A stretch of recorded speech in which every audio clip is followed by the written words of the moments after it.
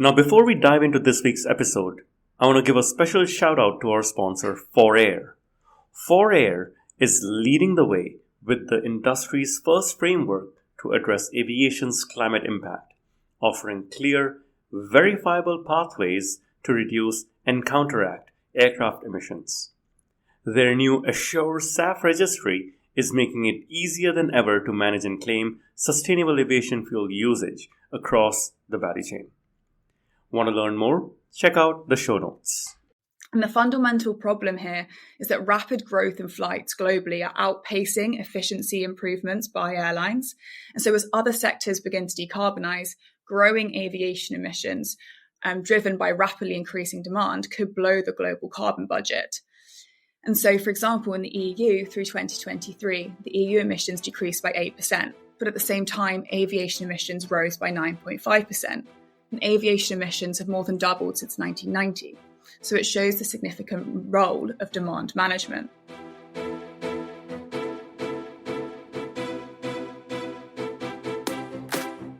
Welcome to Sustainability in the Air, the world's first podcast dedicated to sustainable aviation. I'm your host, Shashank Nigam, the CEO of Simplifying. Every Thursday, I have important conversations with top aviation executives, technology entrepreneurs, and policymakers helping aviation take climate action. Conversations that help separate the signal from the noise. Whether you are a frequent flyer or an airline executive, if you care about sustainability or simply love traveling, welcome aboard. My guest today is Luca Ewbank, the program manager of Transport Workstream at InfluenceMap, which is a think tank, a global nonprofit. InfluenceMap uses data-driven analysis to examine how corporations engage with climate policies. Through freedom of information requests, InfluenceMap has revealed some eye-opening disparities between what companies say publicly about climate action versus what they advocate for in private meetings with policymakers. What's particularly interesting are their findings about the divide between budget airlines and legacy carriers in their approach to climate policies, and how the industry associations influence global aviation regulations. I had a great conversation with Luca about these insights and other non-obvious ideas that she's talking about.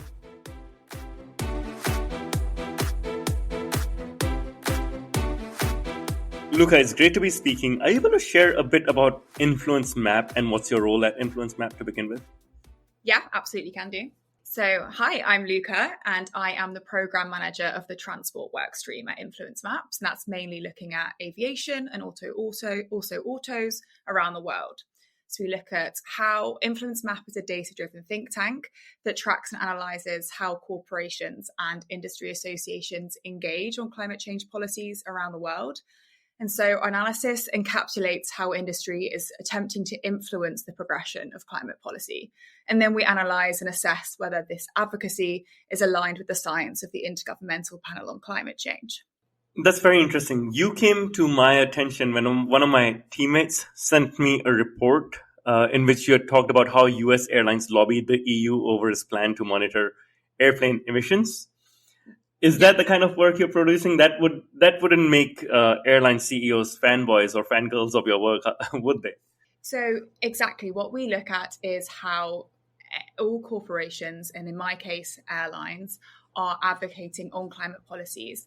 And so in the case you're talking about, that was looking at particularly at how Airlines for America was advocating on the non-CO2 monitoring, reporting and verification scheme in the EU. And what I uncovered through many freedom of information requests was that Airlines for America was opposing the inclusion of extra EEA flights, so flights leaving the EEA and going to the US or anywhere else in the world, and stating that it would reignite the international dispute over the applicability of the EU emissions trading scheme to international aviation, and saying that it was prohibited by a previous act. Wow, this is interesting. So you actually used freedom of information requests to get this information out. Yeah, absolutely. So InfluenceMap uses freedom of information requests to uncover what corporations say in private meetings between them and policymakers. So across the board, InfluenceMap finds that what corporations and industry associations say in private meetings often differs to their public communications. And FOI requests allow us to analyse the direct advocacy that airlines are saying to the people actually making those policy decisions. And there's quite a few come to mind in which there's been differences, as I mentioned, between the private and public communications. For example, staying with Airlines for America, in an October 2023 meeting between Airlines for America and the EU Commission, they talked about the US's goal of producing 3 billion gallons of sustainable aviation fuel by 2030. And in this meeting, Airlines America stated that it had concerns about the goal being met and stated that the financial incentives in the US were not sufficient to meet the goal. However, the 3 billion goal is a shared goal between the Biden administration and Airlines America. And recently, Airlines America entered into a whole new agreement with California to produce 200 million gallons in the state by 2035. And in their public communications, while acknowledging the current infancy of the SAF market, Airlines America has advertised the 2030 goal, pushed SAFs as a key solution to decarbonize aviation, and stated many times how SAFs are critical to meeting net zero by 2050. So here there seems to be some difference in what they're advocating publicly and then privately in meetings with policymakers. This is very fascinating. So you're saying the public position is not always what's going on behind private doors. In this case, A4A itself is not sure whether the SAF target, the Grand Challenge, is going to be met despite the incentives. This is what they said in the meeting and from October 2023, yes. Wow. There are the mandates in Europe and there are the incentives in the US. What do you think is more effective in resulting in true action when it comes to sustainable aviation? So InfluenceMap doesn't advocate on kind of how climate policy should progress or which climate policies are better than others. What I can comment on is the advocacy we've seen under the two policies, particularly around sustainable aviation fuels and which feedstocks, which are the things that produce sustainable aviation fuels, should count under these policies. So as I mentioned, the key issues with SAF is the feedstocks. Not all SAFs are the same. Some are far more sustainable than others. And currently, SAFs are often made from bio-based feedstocks, such as crops or waste materials from agriculture. But the Intergovernmental Panel on Climate Change highlights concerns around high expansion rates of crops, monocultures, and the cultivation of oil, sugar, and starch crops, as these often require land to be converted to cropland from natural lands. This is often referred to as land use change. And the report even states that bioenergy crops may be incompatible with net zero, and it stresses the need to find alternatives that don't rely on carbon-based energy. And so to create meaningful emissions reductions, SAFs need to be created with feedstocks that are not associated with this land use change. And crops such as corn and soy are associated with it. And there's been significant advocacy on this topic in the US from both the aviation industry and the ethanol industry, as ethanol is produced from corn. And this, the key policy, as you mentioned, is the incentives under the SAF blenders tax credit, which rewards airlines if they blend SAF with kerosene. And our analysis unveiled that the two industries appear to have teamed up and had a coordinated advocacy campaign to weaken the federal sustainability criteria for sustainable aviation fuels by pushing for changes in the way the emissions from SAFs are calculated. And so to be awarded these tax credits, SAFs must achieve 50% less emissions reductions. And so the advocacy by this group was pushing for changes that are more likely to underestimate the emissions produced from SAFs. And so by underestimating, lower emissions calculated and are more likely to meet that 50% threshold. But these calculations are unlikely to reflect reality. And therefore, the modifications pushed for by this group risk stimulating SAF production with little or if any overall greenhouse gas emission savings, and contrast the scientific advice from the IPCC. Now, as you mentioned, the EU has the EU SAF mandate, same with the UK. And they've got a bit of a different approach to SAFs. So they have a list of eligible SAFs. If it's not on the list, it doesn't count towards the mandate. and food-based crops aren't on the list. However, recently, InfluenceMap has uncovered pushes by the oil and gas industry and some in the aviation industry to change this. And now, of course, oil and gas industry are the primary fuel suppliers, and so aviation must buy kerosene or SAF from them, and so they have a clear vested interest in the policy. And a recent FOI, coming back to your FOI question, on communications from BP to EU policymakers revealed that BP actually advocated for food and feed-based feedstocks to be included in this accepted feedstock list under the EU SAF mandate. And similarly in the UK, it pushed for food and fuel alongside dedicated energy crops. And Shell has done similar things. It appeared to advocate for sugar, starch and oilseed crops to be used in the EU and first-generation ethanol in the UK. Why would Shell advocate for these kind of crops? I'm not sure on the intentions of Shell behind advocating for these crops. Of course, these crops are more commercially available, more eSAF, so kind of synthetic fuels are currently much more expensive and less commercially available. However, this does risk stimulating sustainable aviation fuels, which harm the environment through actually high emissions releases due to this land use change. Interesting. Going back to your earlier point, the arguments I've heard is from US Corn Growers Association, for example. It helps them diversify who they're selling their ethanol to. It helps them bring, economic prosperity. There's the economic argument, and there is the life cycle reduction emissions of SAFs. And you're saying those are being underestimated. Is that right? Yes. So the way in which that they've been advocating for, like you said, is changing the life cycle analysis of SAFs. So they've been advocating for changes which are more favourable or more optimistic about the growth of corn over its life cycle. And so this is more likely to underestimate the kind of life cycle emissions of corn. And therefore, while reaching that 50% emissions threshold, it may not in reality actually be decreasing emissions by 50%. Wow, there's so much to unpack here.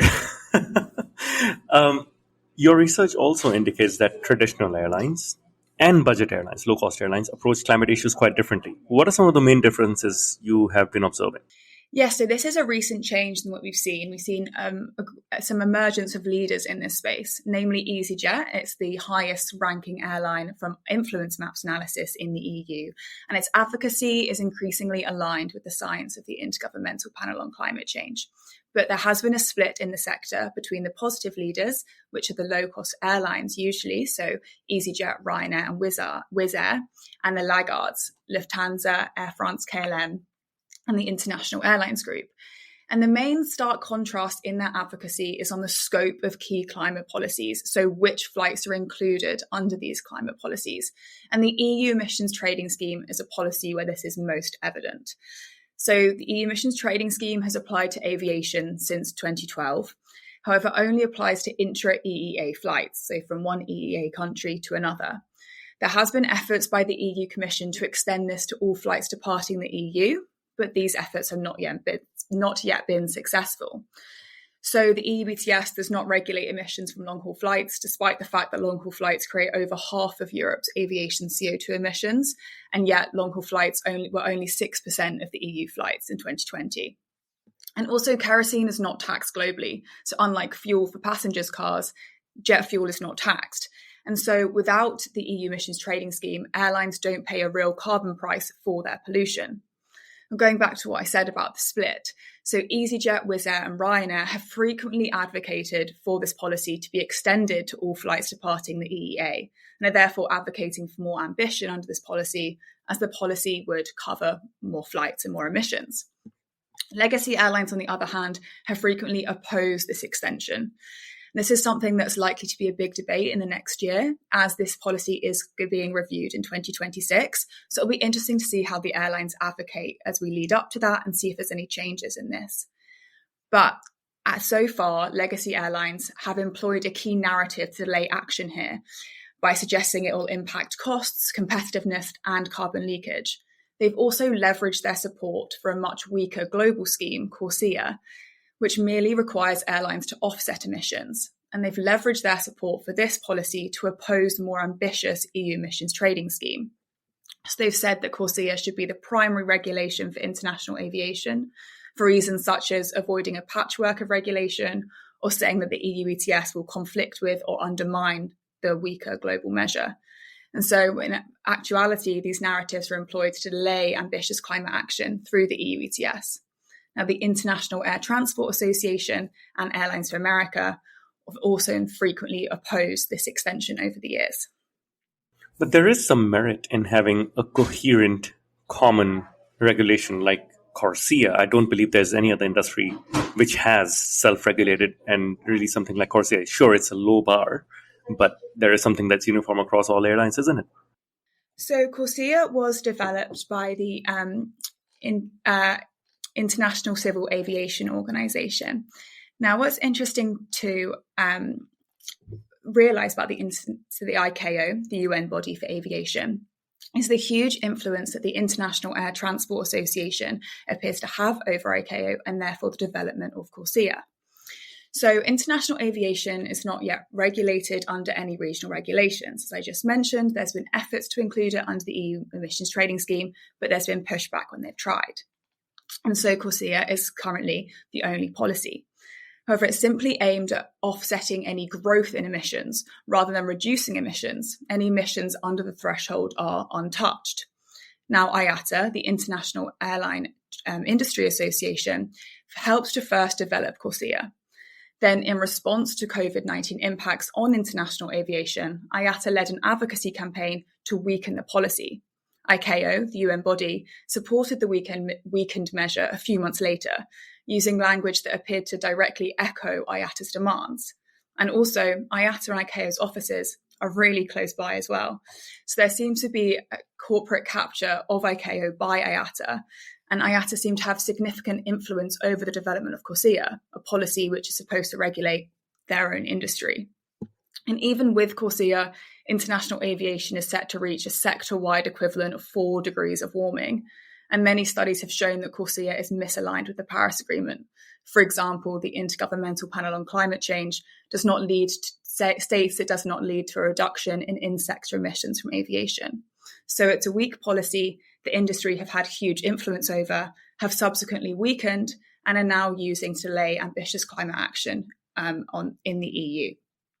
When you say delay ambitious climate action, what does that entail? Why is it even feasible to airlines to advocate or accept that? To accept the EU emissions trading scheme? Yeah. Your research also indicates that aviation industry pushes back against ideas like shifting some air travel to trains or reducing how much people fly overall, demand management as it's called. Why is this significant, and how do they justify their stance? Sure. So it's significant because the International Energy Agency's Net Zero by 2050 roadmap highlights the role in shifting regional flights to high-speed rail. And its 1.5-degree pathway for aviation found that without demand management, residual emissions from aviation might be more than double required to limit temperatures to 1.5 degrees, even by 2050. The IPCC says similar things, that there's a growing need for infrastructure changes to enable reductions in demand. And the fundamental problem here is that rapid growth in flights globally are outpacing efficiency improvements by airlines. And so as other sectors begin to decarbonize, growing aviation emissions, driven by rapidly increasing demand, could blow the global carbon budget. And so, for example, in the EU through 2023, the EU emissions decreased by 8%, but at the same time, aviation emissions rose by 9.5%. And aviation emissions have more than doubled since 1990. So it shows the significant role of demand management. However, as you mentioned, we have seen significant opposition from aviation. So, for example, France proposed a ban on short-haul flights. This received opposition from Air France KLM, and subsequently a weaker ban was introduced. In Schiphol Airport, a flight cap was proposed, and this received significant opposition from KLM and many airlines. KLM even took legal action against the Dutch government's proposal, and this was supported by many other airlines. JetBlue launched a legal complaint before the US Department of Transport against the Kingdom of Netherlands and the EU, urging the Department of Transport to take action. And Airlines America and IATA, something I obtained through Freedom of Information request, again answering your previous question, wrote a letter to the EU Commission asking them to launch an investigation into the Dutch government's plan. So we can see many streams of opposition here, and subsequently the cap was weakened. And we're seeing similar things at the moment with Dublin Airport's flight cap, which Ryanair, Aer Lingus and Airlines America have all threatened legal action against. So again, this is showing advocacy by industry that contradicts scientific advice, and aviation emissions are continuing to grow as industry strongly opposes the policies that would directly reduce demand and therefore emissions. And what's important to remember is advocacy is a strong indicator of a company's public statements and climate plans are genuine. And this advocacy calls this into question. Recently at COP29, there was a panel in which shipping was placed right next to aviation, where the IMF proposed a carbon tax on both the industries, and shipping had a very different approach compared to aviation. Are there other industries that are also hard to decarbonize that aviation can learn from? Yes, absolutely. So if we just look at the EU aviation sector for simplicity here, the aviation industry is a laggard compared to the other sectors in the EU in InfluenceMap's assessment of climate engagement. So with the exception of EasyJet, which I mentioned is a leader in this space, and to a lesser extent Wizz Air, aviation industry is trailing behind the other sectors in their advocacy. So compared to these sectors, EU airlines are some of the most engaged entities. So they're advocating the most on a wide range of policies, but they're to the lower end on the positive to negative scale of advocacy. So we'd say they're strategically engaged with mostly negative positioning on climate policy, with IATA and Airlines America trailing at the back of the pack in terms of negative advocacy. So lessons to be learned is, firstly, there's definitely a major first mover advantage from positive climate policy engagement. So, for example, Iberdrola, a Spanish-based utility, has for a long time advocated for ambitious European rules on climate and has massively benefited from it, as it, of course, aligns with their strategy to build renewables. Airlines can also have a major role in their industry associations. So if an industry association is advocating in a way which is completely misaligned with the airline's own position, they can encourage the industry association to amend it. So, for example, in the auto sector, Tesla and Polestar even left the Australian Automotive Industry Association after there was misalignment on lobbying over Australia's emission standards. Now, of course, airlines and corporations in general are members of industry associations for many different reasons. And they don't always need to leave industry associations to reform the negative advocacy coming from them. But InfluenceMap would recommend that they're transparent about the differences between their climate policy positions and the policy positions of their industry associations. They disclose the differences in them, and InfluenceMap does take disclosures into account in our assessment. And this brings me on to another point of increasing transparency on their climate lobbying. So publicly disclosing their positions on climate regulations, how they are engaging with them in order to influence them, and the positions of their industry associations, and therefore any misalignment, as I said. So we're seeing a huge uptick in what we call these climate policy reviews, but still many airlines are yet to do one. And actually Unilever was the first and only company to just release one and achieve an 100% score, meaning it met all investor expectations on this review. Wow, there's a lot to digest here. There seems to be a lot of misalignment. There seems to be a lot of lobbying. It's a murky, murky world. What role do you see investors and other stakeholders in encouraging more positive climate policy engagement from airlines? Sure. So engaging positively to support key climate policies is a great proxy to understanding if a company is genuine about its climate strategy. And investors are well aware of this now. These climate policies decide the rules of the game for the entire sector and meeting the goals of the Paris Agreement. And corporations have huge influence in shaping policies' ambitions. Investors and stakeholders hold corporations and industry associations accountable for how they are influencing climate policy around the world, which we need to reach net zero by 2050.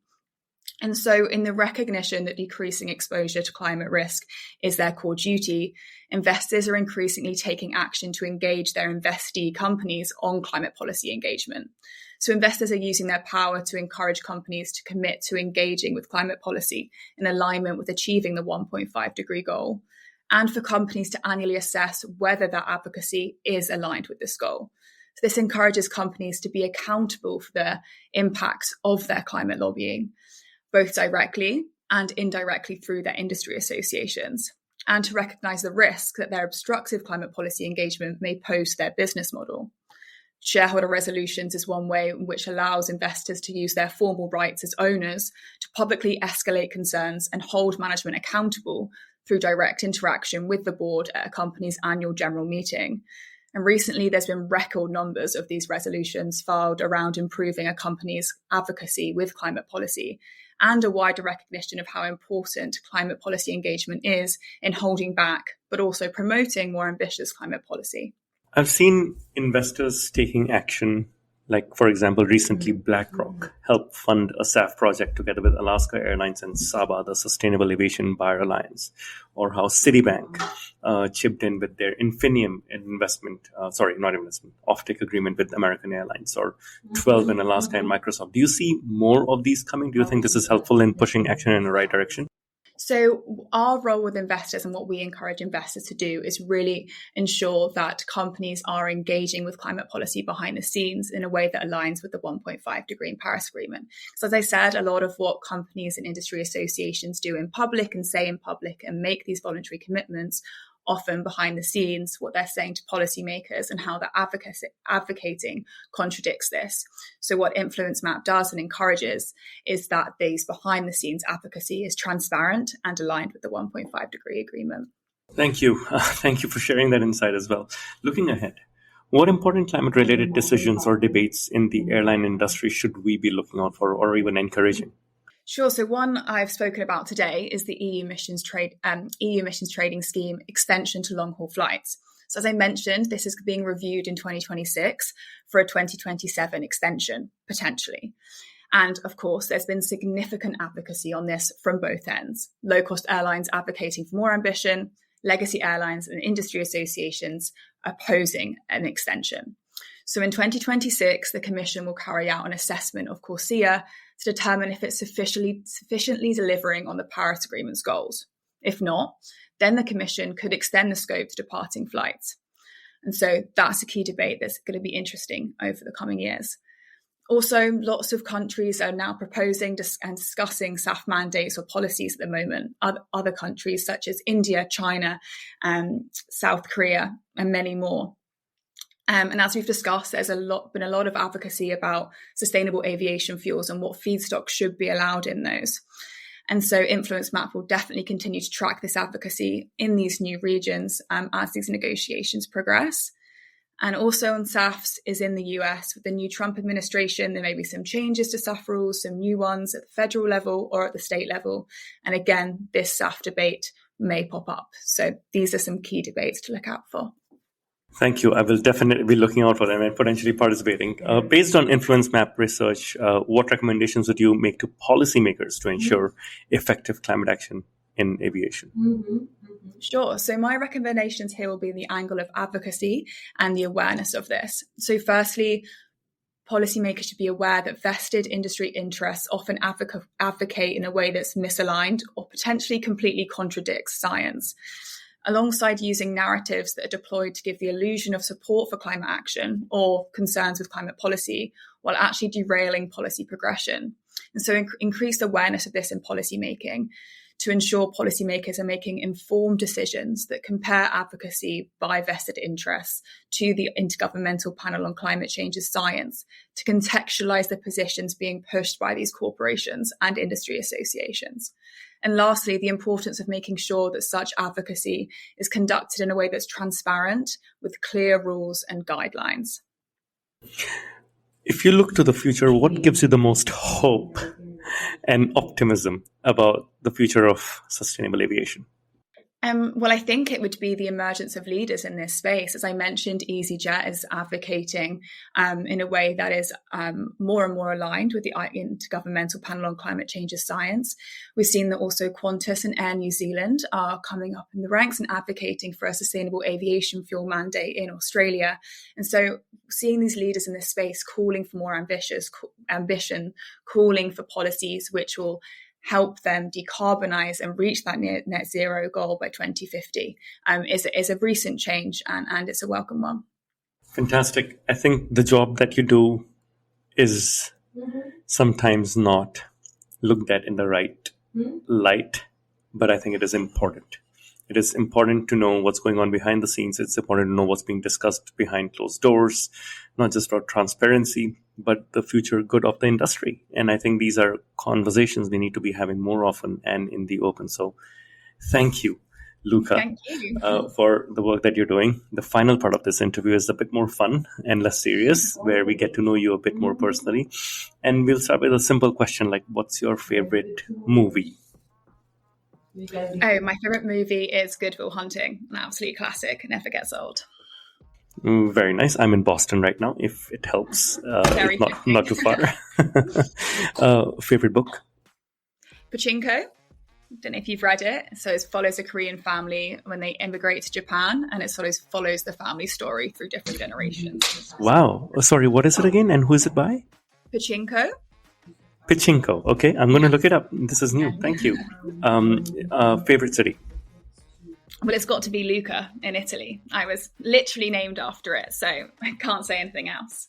Okay, have you lived there or been there? I've been there. I went for my 21st birthday, and it's a really beautiful city. So if anyone's ever in Italy, I would recommend they go. Sounds good. What is something you'd like to learn? How to crochet. I've been saying I'll learn for over a year now, and yet it's still all in the packet. So it's going to be probably my New Year's resolution. You should spend some time with my daughter. She can crochet all day long. Perfect. Well, next time you guys are in London, she'll have to teach me. Done. We will look. We'll do that. What do you do in your free time if not crochet? Well, I love to cook. I love to try new recipes. But also London has amazing food and new restaurants popping up all the time. So if I'm not cooking, I'm trying out new restaurants. We got to go on some restaurant hopping the next time I'm in London as well. Perfect. Crocheting and restaurants doesn't get any better. Fantastic. And finally, what's the best advice you've received? The best advice I've ever received is probably don't worry about having everything figured out. I think sometimes needing to have everything figured out right away can be quite paralyzing. And I think the same thing applies to climate change. We might not have all the solutions. They might not be perfect, but they shouldn't stop us from taking the steps we need to decarbonize. Fantastic. On that positive note, thank you very much, Luca. It was a pleasure speaking. Thank you very much. Thank you for listening to this episode of Sustainability in the Air. Aviation is one of the hardest to decarbonize industries, yet there are multiple paths to get to net zero. Awareness is key to a green future. So please give us your support to help our sustainable aviation insights reach a wider audience. You can do this by sharing this episode on your network, on LinkedIn, Twitter, or even WhatsApp. Or perhaps you might consider leaving a review on Apple Podcasts, Spotify, or wherever you listen to this episode. You can start a conversation with us by writing to us at podcast@simpliflying, that's simply with an i.com. And for more content on sustainable aviation, please visit our website green.simplifying.com and join the movement. Sustainability in the Air is an original podcast by Simplifying. The show is produced by Juraj Toth in Slovakia. Dirk Singer is our Director of Sustainability, who leads research for each interviewee out of Greenwich, UK. Shubhadeep Pal is our Supervising Editor based out of Mumbai and Singapore. The articles are written by Ayushi Badola in Dehradun in India and Meera Hull in Montreal, Quebec. Creative design is led by Ligia Esteve in Montreal. Baiba Drimain is the project director for the show based out of Valencia, Spain. Special thanks to Wendy Sim in Singapore. And I'm Shashank Nigam, the CEO of Simplifying and your host. Please feel free to connect with me on LinkedIn.